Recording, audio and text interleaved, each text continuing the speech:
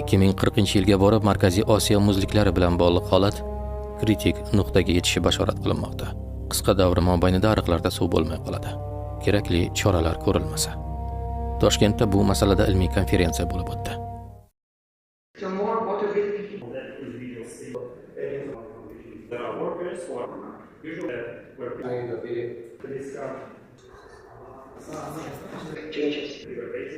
So'nggi 10 yilliklar ichida muziklarning keskin erishi kuzatildi.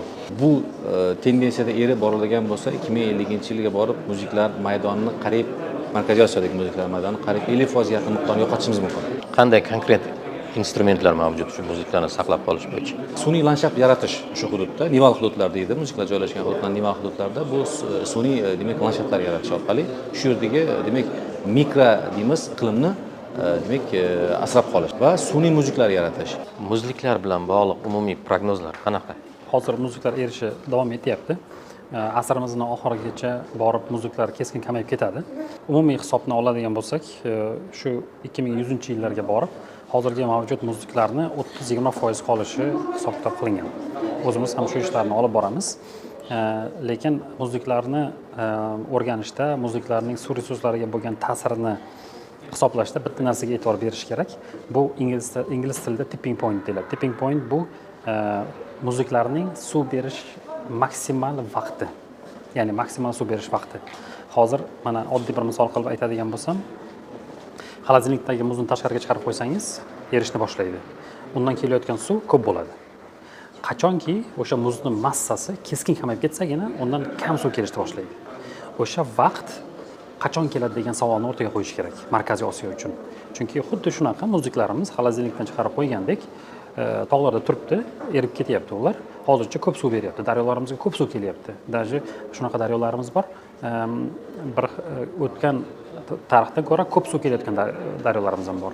Muzliklarni keskin erish oqibatida, lekin bu salbiy ma'lumot deb olsa ham bo'ladi bu narsani. Chunki muzliklar tez erisa, ko'p suv keladi, lekin kelajak uchun suv qolmaydi. Suv zaxirasi kamayib ketadi.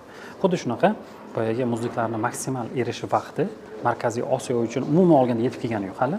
Bu bizning hisoblarimiz bo'yicha, men o'zim shaxsan hisoblarim bo'yicha 2040-yillarga to'g'ri keladi.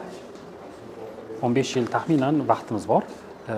Endi biz 3 ta havzada bu izlanishlarni olib borganmiz. Norin, Qoradaryo, Norin daryosi bu To'xtagul suv omboriga quyiladigan daryo, Qoradaryo daryosi bu Andijon suv omboriga quyiladigan daryo va Zarafshon, Tojikiston bilan O'zbekiston o'rtasidagi Samarqand viloyatiga kirib keladigan joyida izlanishlarni olib borganimizda shu muzliklarni keskin o'sha maksimal suv berishi vaqti 2035-2040-yillarga to'g'ri keladi. Yechimlar unga hozirdan tayyorgarlik ko'rish. Suv resurslaridan oqlanib foydalanish, suvdan tejovchi texnologiyalarni joriy etish. Busiz baribir ham biz kelajakda suv resurslarini boshqarishni eplay olmaymiz. Bu haqiqatan shunaqa. Bu birinchi narsasi bo'lsa, ikkinchi narsasi suv zaxiralarini kuzatib borish. Suv zaxiralariga qarab suv boshqarish strategiyalarini ishlab chiqarish. Masalan, biz hozir yoz oyida turibmiz, tog'larda suv zapaslari, suv zaxiralari juda kam. Chunki qorlar erib bo'ldi, yoz o'tdi, muzlar eriydigan qismi erib bo'ldi. Ana endi bundan buyog'iga qor yog'ish boshlanadi tog'larda. Muzlar kengayadi, o'sha sezonning bo'lgan narsalar va keyingi yil uchun zaxira yig'iladi.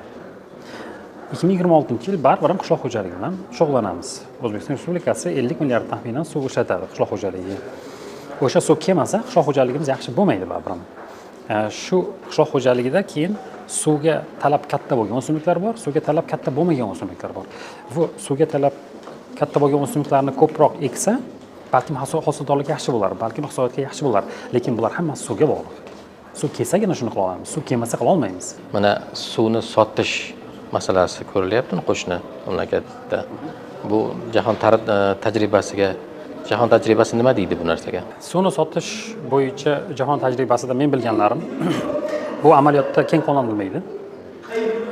Suv baribir ham tabiiy resurs, har yili shakllanadigan narsa. Tog'lardan oqib keladigan narsa. Buni endi sotish boshqa joylarda amalda ko'rilmaganligi uchun Markaziy Osiyoda ham kelajak uchun ijobiy salbiy narsa olib kelishini men hozir biror narsa deb ayta olmayman. Hozirgi holatimda, hozirgi baholashimda balkim salbiy bo'lib ketishi mumkin degan tushunchaga borishimiz mumkin. Suvni sotish, u daryodan oqayotgan suv degan narsa. Undan ko'ra Markaziy Osiyoda suv resurslarini bu yagona resursimiz degan tushuncha bilan boshqarish menimcha yaxshiroq degan strategiya deb aytgan bo'lardim. Bilishimcha, adashmasam, O'zbekiston Respublikasi hukumatining ham strategiyasi shundan iborat. Qo'shni davlatlarda qurilayotgan suv omborlari, gidroelektrostansiyalarni ularni qurishiga qarshilik ko'rsatmasdan, kelinglar birgalikda quraylik deyish. Bu bizni resursimiz, birgalikda boshqaramiz, birgalikda shu suvni ichamiz. O'sha menimcha yaxshiroq strategiya, haligi suvni meni hududimda hosil bo'layotgan suvni men qo'shnimga sotaman degan strategiyadan ko'ra, meni shaxsiy fikrim. Xavotir darajasi agar 10 ballik shkala bo'yicha necha deysiz? Suvdan kamayish bo'yicha xavotirni oladigan bo'lsak, men buni 6-7 deb belgilagan bo'lardim. 10 ballik shkalada. Chunki Markaziy Osiyo quruq hududlardan iborat, hududlarga kiradi. Butun dunyo bo'yicha arid zona deyiladi. Yoz oylarida yog'ingarchilik bo'lmaydi. Lekin tog'larimizda muzliklarimiz hali talaygina. Suv zapaslari bor, yo'q emas. Butun dunyoda bilasizlar, Afrika qit'alarida, boshqa joylarda umuman suv yo'q joylar bor. Men agar Markaziy Osiyoga 9 yoki 10 ballik bergan bo'lganimda, boyagi boshqa quruq hududlar, Afrika qit'alari, boshqa joylar bu ballik sistemadan chiqib ketgan bo'lardi. Lekin 40-yil kritik muddat deyapsiz. Shunaqa. 40-yil bizni hisoblovlarimiz bo'yicha o'sha kritik muddat. O'sha yilgacha moslashish ishlarini amalga oshirish ga vaqtimiz bor. Undan keyin yoz oylarida aynan suv keskin kamayib ketadi. Bir necha yil ichida yoz oylarida suv birdaniga kam keladigan bo'lib qoladi. Suvdan tejovchi texnologiyalarini joriy etishni boshlaganmiz. Lekin qayerdadir xatolar bor. Muzliklar holati qachondan beri monitoring qilinyapti? Men Kyoto universitetida ishlayman. Kyoto universiteti O'rta Osiyo bo'yicha ishlaydi. Muzliklarni holatini biz 2016-yildan beri kuzatyapmiz. Muzliklar Qirg'iziston, Tojikistonda joylashgan. Shularni tekshirmasak, bilmasak, Sirdaryoni o'ziga kelgan suvlarini yoki Amudaryoga kelgan suvlarini biz o'lcha olmaymiz, bilmaymiz. Yaponiyadan olib kelingan uskunalar endi ular Qirg'izistonni o'zini ko'rsatgan. Holat qanday? Holat 25-yili juda kam qor bo'lganligi uchun, qor qoplami juda kam bo'lganligi uchun muzlik juda ko'p erib ketdi.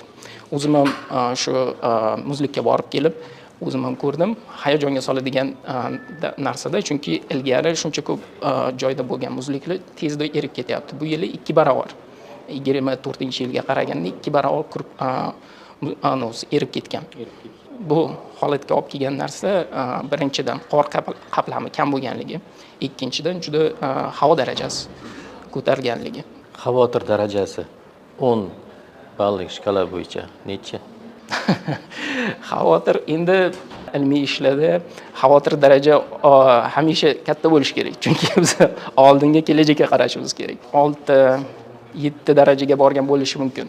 Hozirgi paytda aytaylik paxta yoki boshqa urug'larni ekadigan payti sentyabrga keladigan bo'lsa, shu paytida suv bo'lmasa, bizga katta ta'sir bo'ladi. Shuning uchun 6-7 ga olib borishimiz zarur.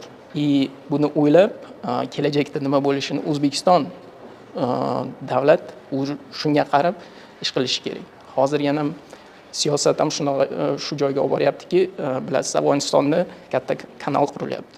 Shu kanal endi nafaqat aytaylik O'zbekistonga, balki Turkmanistonga katta ta'sir qiladi va ilgari Orolgacha olib borib keladigan suvlar undan ham kam bo'ladi. Qoraqalpog'iston, asosiy Xorazm faqat ularga emas, yangi Buxoroga ham, Qashqadaryoga ham juda katta ta'sir bo'ladi. По 10-бальной шкале сколько баллов степени озабоченности должно быть у нас сейчас? Ну, наверное, 10 уже должна быть, да. Потому что уже все происходит, изменения уже видны, и как раз нужно населению и всем нам понимать, как дальше двигаться. Уже есть, на самом деле, и прогнозы, и научные как раз подтверждения того, как изменяются ледники, вообще криосфера, и какие будут последствия тоже. И различные сценарии есть, поэтому все это уже известно, и как раз вот нужно понимать, что еще можно сделать и какие решения возможны. Сейчас меня озвучили, что к 40-му году уже ситуация примет критический характер. Да, вот как раз есть различные сценарии к 40-му году, к 50-му, какие изменения мы будем наблюдать и как это на нас будет воздействовать. Ну, с одной стороны, поскольку речь идет о воздействии изменения климата на ледники и на криосферу, с одной стороны, конечно же, у нас остаются еще решения в плане предотвращения, то есть все те международные соглашения, которые направлены на, так скажем, снижение выбросов и так далее, все это есть, то есть возможность предотвратить или снизить изменения климата еще остаются, с одной стороны, но с другой стороны, конечно же, нам уже нужно готовиться к последствиям, то есть как мы на местном уровне, на уровне населения будем готовиться к тем последствиям, которые будут видны. Это и различные катастрофические явления, которые уже мы наблюдаем и будем наблюдать, то есть как к этому готовиться и как с этим дальше жить, в принципе. Есть аналоги той ситуации, с которой сейчас сталкивается Центральная Азия? Да, в общем-то, ситуация есть похожая в других регионах, то есть в других регионах горных, которые сталкиваются с похожими проблемами, где таяние ледников вызывает схожие явления, как вот прорывы ледниковых озер, о которых мы говорим. Есть опыт других стран, которые можно тоже перенимать. Но, с другой стороны, Центральная Азия тоже имеет свои особенности. Но, в принципе, это явление глобального масштаба, и поэтому как раз, конечно, совместно тоже это можно рассматривать. Главное решение – это сельское хозяйство. Я имею в виду, что основная часть воды у нас здесь, в Узбекистане, тратится на сельское хозяйство. Если мы срочно не перейдем на экономию воды в этой сфере. Да, вы правы, действительно, в сельском хозяйстве это, наверное, та отрасль, где нужно уже сейчас задумываться, как снижающиеся, например, водные ресурсы будут воздействовать и какие есть решения. Решения уже есть и технические, и различные по экономии воды и так далее. В принципе, нужно это продолжать внедрять, что уже и делается, но, наверное, в большем масштабе.